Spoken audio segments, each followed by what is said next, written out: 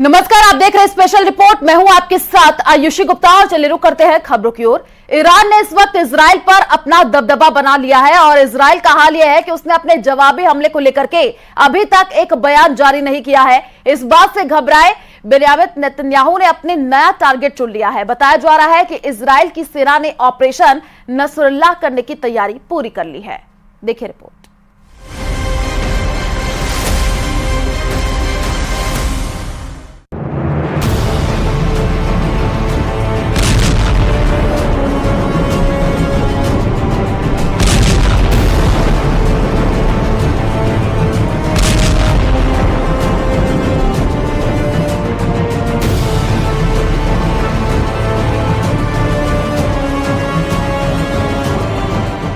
2024 में अप्रैल का महीना इजराइल के लिए ही नहीं, इजराइल के प्राइम मिनिस्टर बेंयामिन नेतन्याहू के लिए भी बहुत बड़ा शॉक लेकर आया है। नेतन्याहू के सामने 3 बहुत बड़े चैलेंज आ चुके हैं। पहला चैलेंज ईरान की मिसाइल है, दूसरा चैलेंज लेबनान का हिजबुल्लाह है और तीसरा चैलेंज है इजराइल की पब्लिक जो सड़क पर उतर चुकी है। पहले तो इजराइल पर ईरान ने मिसाइल बरसाई, इसका जवाब इजराइल की तरफ से भी देने की रिपोर्ट आई।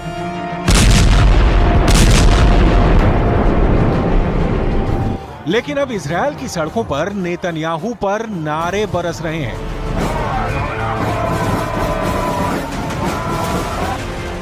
नेतन्याहू अपने घर में ही बुरी तरह से घिर चुके हैं। नेतन्याहू या कहें कि इजराइल पर सवाल उठने लगे हैं। ईरान को कहां मारा, कैसे मारा, किससे मारा, कितनों को मारा, सबूत दिखाओ।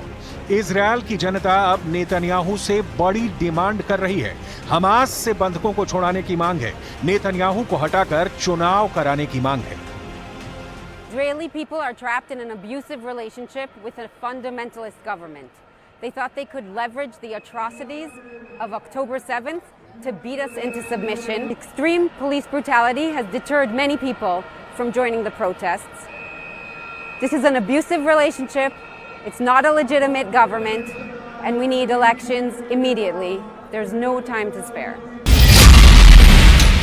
ये गुस्सा देखकर नेतन्याहू खामोश हैं। इजराइल के लोग बहुत ज्यादा गुस्से में हैं। तेल अवीव की तस्वीरें बता रही हैं कि नेतन्याहू अपने लोगों के बीच फंस गए हैं।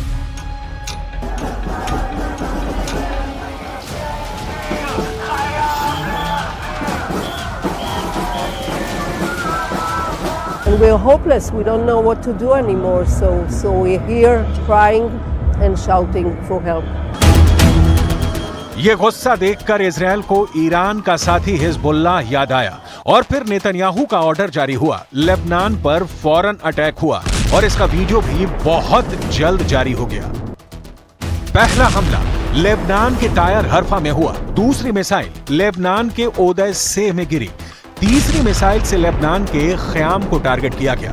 तीनों हमलों में हिजबुल्लाह के 3 लड़ाकों को मारने का दावा किया गया है। نحن في لبنان وفي كل مكان نحن محور المقاومة ومحور الممانعة. لن نرضى ولا يمكن لأحد أن يرعب أي عنصر. कहा जा रहा है कि इजराइल की फौज ने ऑपरेशन नसरुल्लाह शुरू कर दिया है। इजराइल की फौज अब हिजबुल्लाह के सबसे बड़े कमांडर को मारना चाहती है। हिजबुल्लाह के रोजाना हमलों से परेशान इजराइल अब ईरान समर्थित इस मिलिशिया का पूरी तरह से अंत करना चाहता है और इससे ही इजराइल का ऑपरेशन नसरुल्लाह कहा जा रहा है। लेबनान में हिजबुल्लाह के लड़ाकों के जनाजे निकल रहे हैं। 7 अक्टूबर 2023 जब हमास ने इजराइल पर हमला किया था, उसके बाद से इजराइल और हिजबुल्लाह के बीच जितनी भी लड़ाई हुई है उसमें हिजबुल्लाह के 285 लड़ाके मारे जा चुके हैं। ज्यादातर की मौत लेबनान में हुई है, जबकि कुछ सीरिया में हुए इजरायली हमलों में भी मारे गए हैं। इसके अलावा लेबनान के 60 नागरिकों की भी ऐसे ही हमलों में जान गई है। लेकिन इजराइल का यह दुश्मन लगातार अपनी ताकत भी दिखा रहा है।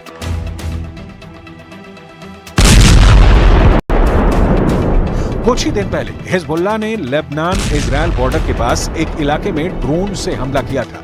इस हमले में इजराइल के करीब 19 लोग जख्मी हुए थे, जिसमें 14 तो इजराइल के सैनिक बताए जा रहे हैं। ड्रोन का वीडियो भी दिखाया गया जो हूबहू ईरान के अबाबिल ड्रोन जैसा है। हिजबुल्लाह को ईरान का फुल सपोर्ट है और यही वजह है कि इमाम खोमैनी से लेकर मौजूदा सुप्रीम लीडर अली खामनेई की तस्वीरें हिजबुल्लाह की रैलियों में नजर आती हैं। Hezbollah is strong enough as to make the Israelis make lots of calculations before they go into any kind of open confrontation. Iran और हिजबुल्लाह के डबल गेम को काउंटर करना इजरायल की सिरदर्दी बन गई है। अपने युद्ध का रिजल्ट दिखाने के लिए नेतन्याहू बहुत प्रेशर में है। इजरायल में तनाव है, इजरायल में दबाव है। इजरायल के सामने ईरान ही नहीं, अब हिजबुल्लाह और हूथी का संकट गहरा गया है। जाहिर है ये सब देखकर ईरान बहुत खुश होगा। ईरान जो चाहता है इजरायल में वही हो रहा है। पहले ईरान ने 300 से ज्यादा मिसाइल और ड्रोन से हमला किया, पूरा इजरायल दहल उठा। नुकसान इजरायल की जमीन को नहीं, इजरायल के रुतबे को हुआ, जिसे ईरान ने फौरन कैश किया।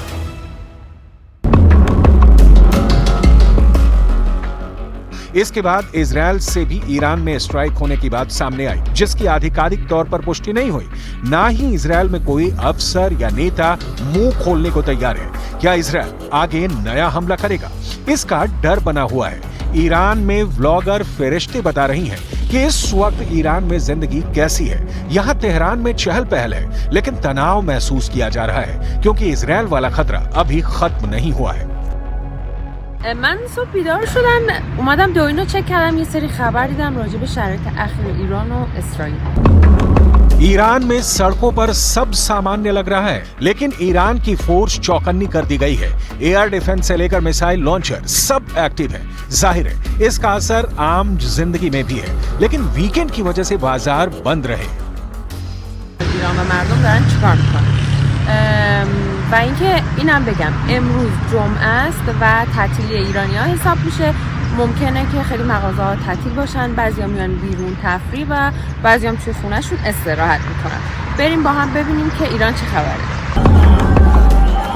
ईरान के बाद इजरायल के हालात देखिए, जहां पब्लिक चिल्ला रही है, गुस्से में है।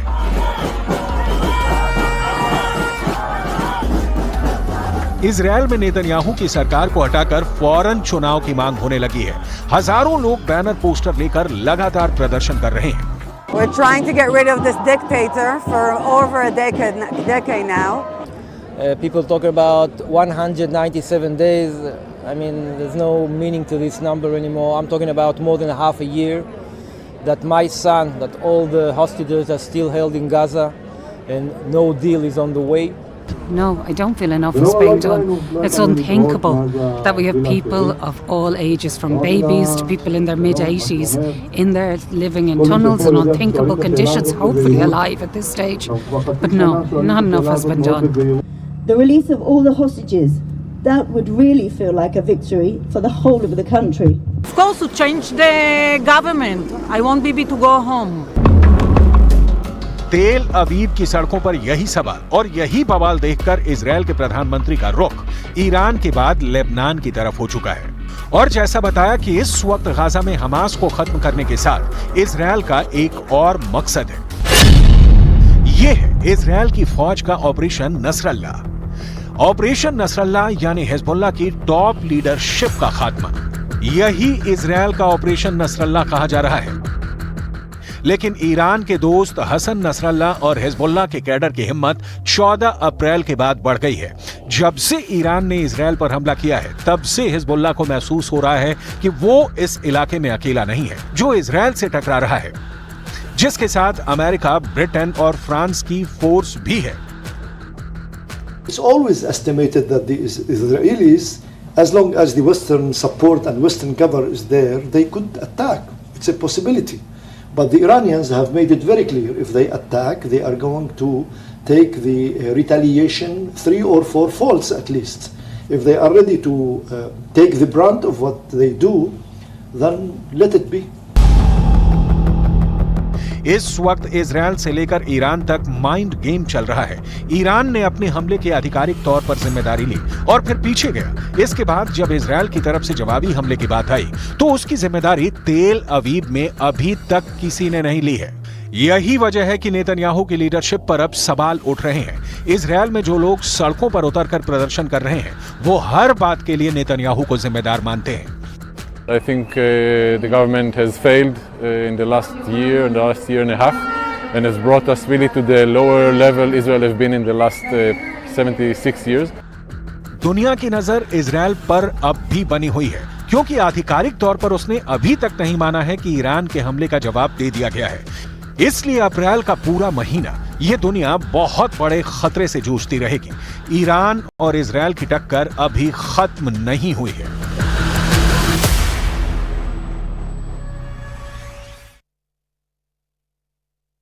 अगली खबर की ओर, अमेरिका ने इजराइल को हजारों की तादाद में गोला बारूद और मिसाइल देने की तैयारी कर ली है। इजराइल इससे खुश है, लेकिन बेंयामिन नेतन्याहू के लिए बहुत बड़ी बैड न्यूज भी है, क्योंकि अमेरिका ने इजराइल को साथ ही एक ऐसी सलाह दी है जिससे इजराइल ने युद्ध कहा है कि हार भी सकता है। देखिए रिपोर्ट।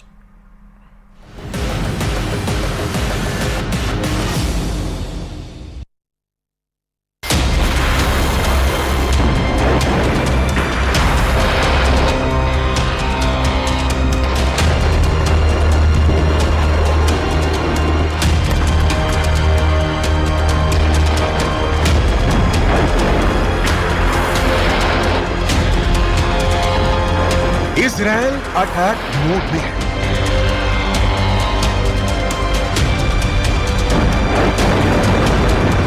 ईरान पलटवार की तैयारी में है।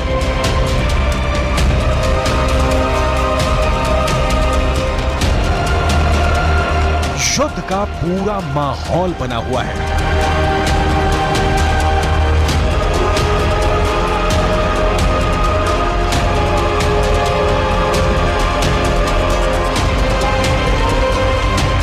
मिसाइलें तनी हुई हैं।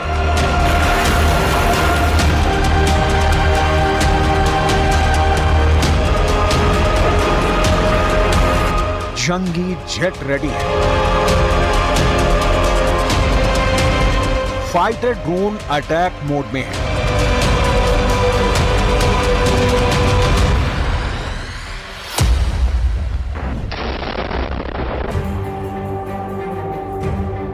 दो कट्टर दुश्मनों में आर पार की जंग की नौबत किसी भी वक्त आ सकती है, मगर इस टकराव में जो बड़ा ट्विस्ट आया है उसे समझने के लिए ट्रिगर पॉइंट पर चलते हैं। अप्रैल महीने की पहली तारीख सीरिया के दमिश्क में बारूद बरसा, ईरानी दूतावास दहला। ईरान ने हमले के आरोप सीधे इजरायल पर लगाए। इजरायल हमले से इनकार करता रहा। अमेरिका ने तो खुद को दमिश्क हमले से दूर दूर तक अनजान ही बताया। दमिश्क अटैक के जवाब में ईरान ने सैकड़ों ड्रोन और मिसाइल की बौछार इजरायल पर कर दी। ईरानी हमले से अमेरिका ने इजरायल को कवर दिया। सुपर पावर के साथ नाटो कंट्री भी इजरायल के कवच बने। इसके बाद जब ईरान के शेखरी बेस को धुआं किया गया, तब भी अमेरिका ने हमले पर आधिकारिक बयान नहीं दिया। इजरायल की इराक स्ट्राइक से भी अमेरिका ने दूरी बना रखी है। इसके मायने क्या है? क्या युद्ध में इजरायल अकेले फंस गया है? क्योंकि अमेरिका तो फिलहाल किसी युद्ध में उलझने के लिए तैयार नहीं है। अमेरिकी डिफेंस फोर्सेस की सीक्रेट मीटिंग में क्या तय हुआ है? क्या इजरायल ईरान के टकराव से शुरू होने वाला महायुद्ध टल गया है?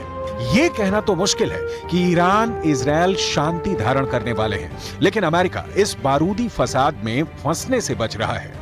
ये दावा पूर्व अमेरिकी सैन्य अधिकारियों की रणनीति के आधार पर किया गया है, जिसके मुताबिक अमेरिका की सेनाएं मिडिल ईस्ट में बड़े युद्ध के लिए तैनात नहीं है। अगर संकट गहराता है तो पेंटागन को क्षेत्र में सैन्य जरूरतों के बारे में दोबारा विचार करना पड़ सकता है। डोनाल्ड ट्रंप के राष्ट्रपति कार्यकाल में मिडिल ईस्ट के उप सहायक रक्षा सचिव माइकल मुलरॉय ने एक बयान में कहा है कि मुझे नहीं लगता कि हमारे पास वो सभी ताकतें हैं जो हम इजरायल का समर्थन करना चाहेंगे अगर उनके और ईरान के बीच सीधा युद्ध होता है। माइकल मुलरॉय से अमेरिकी फोर्सेस के टॉप कमांडर की राय भी मिलती जुलती है। खाड़ी में अमेरिकी सेना की कमान संभालने वाले 4 स्टार जनरल जोसेफ वॉलेट मानते हैं कि अमेरिकी सेना को अपनी रणनीति पर फिर से विचार करना होगा कि क्षेत्र में हमें कौन सी आवश्यक टिकाऊ क्षमताएं बनाए रखनी है। बड़ी चिंता लंबे वक्त तक इलाके में बने रहने की हमारी क्षमता है।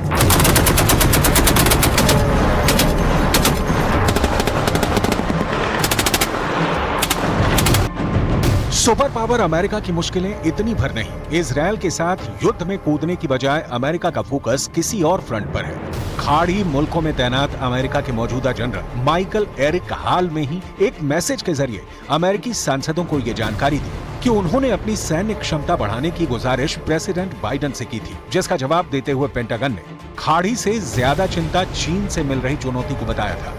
मतलब ये कि इजरायल का साथ देने की बजाय मौजूदा वक्त में अमेरिका चीन से निपटने में जुटा है। इसके साथ अमेरिका की सबसे बड़ी कमजोरी का भी पर्दाफाश हुआ है। जनरल माइक एरिक ने लिखित रिपोर्ट में जानकारी दी कि एशिया महाद्वीप में अमेरिकी खुफिया नेटवर्क बेहद कमजोर हुआ है। सुपर पावर को एक्सपर्ट एजेंट नहीं मिल रहे हैं। अमेरिकी फोर्सेस को ट्रांसलेटर की भी किल्लत झेलनी पड़ रही है। युद्ध में अमेरिका को ये कमियां बहुत भारी पड़ सकती हैं।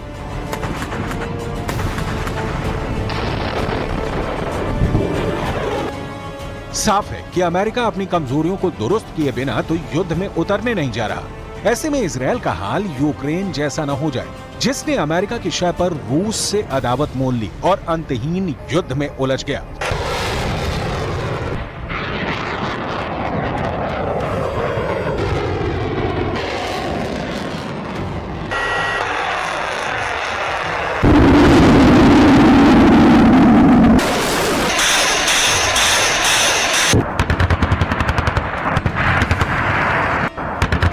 अगर अमेरिका वॉर में नहीं आया तो इजरायल अकेले कितने दुश्मनों से भिड़ेगा, इसे समझना होगा। ईरान के पाले में अरब मुल्कों की पूरी ताकत जुटेगी, इसमें किसी को संदेह नहीं है। ईरान के साथ विद्रोही लड़ाकों की खोखार पलटन भी होगी। ईरान को पर्दे के पीछे रहकर रूस का साथ भी मिल सकता है। पाकिस्तान और अफगानिस्तान के कट्टर आतंकी भी ईरान के लिए कुर्बानी देने के लिए तैयार बैठे हैं। अकेला इजरायल इन सबसे कैसे जंग लड़ पाएगा, कब तक लड़ पाएगा, कहना मुश्किल है। लेकिन अमेरिका सिर्फ चीन के खतरे भर को देखते हुए इजरायल को अकेले छोड़ रहा हो, ऐसा भी नहीं। अमेरिका लंबे अरसे से अपनी रणनीति पर काम कर रहा है। एक एक कर अमेरिका ने कई फ्रंट से छुटकारा पाया। 5 मई 2018 अमेरिका ने दक्षिण कोरिया से अपने सैनिकों की संख्या कम करने का फैसला किया था। तब दक्षिण कोरिया में 28,500 अमेरिकी सैनिकों की तैनाती थी। डोनाल्ड ट्रंप के कार्यकाल में अमेरिका ने सोमालिया से अपनी फौज हटा ली थी। ISI के खिलाफ ऑपरेशन में लगे सुपर पावर के 700 सोल्जर वापस बुलाए गए थे। 2020 में इराक में मौजूद 5,000 जवानों में भी अमेरिका ने कमी की थी। अमेरिका ने 2021 में अफगानिस्तान से 3,000 सैनिकों की वतन वापसी करवाई। हाल ही में अमेरिका ने ऐलान किया कि वो नाइजर से अपने 1,000 सैनिक हटाएगा।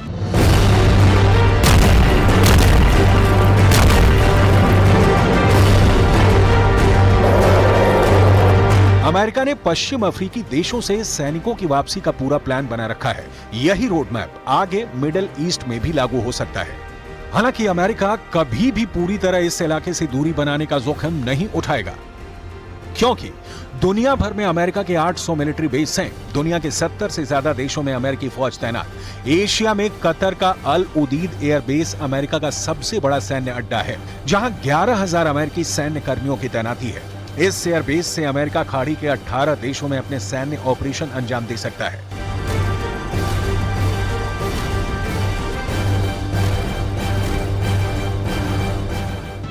मगर अमेरिका के लिए यही सैन्य तैनाती मुश्किल की भी वजह बनती है।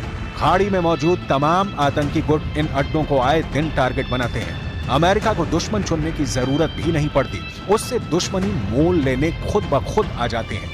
ऐसे हालात में अमेरिका एक नए फ्रंट पर आर पार की जंग से बचने की रणनीति अपना रहा है। लेकिन इजरायल चाहकर भी युद्ध से अलग नहीं रह पाएगा, क्योंकि ईरान का गुस्सा 7वें आसमान पर है। इजरायल के हमले से घायल ईरान पलटवार की तैयारी में है। अरब वर्ल्ड में ईरान का समर्थन भी बढ़ता जा रहा है।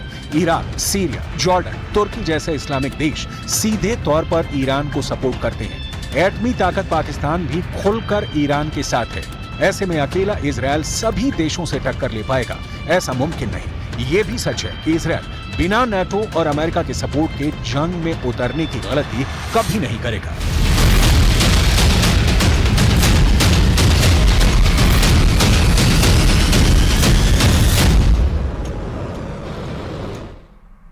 और चलिए यहाँ रुकते एक छोटे से ब्रेक के लिए, जल्द लौटेंगे।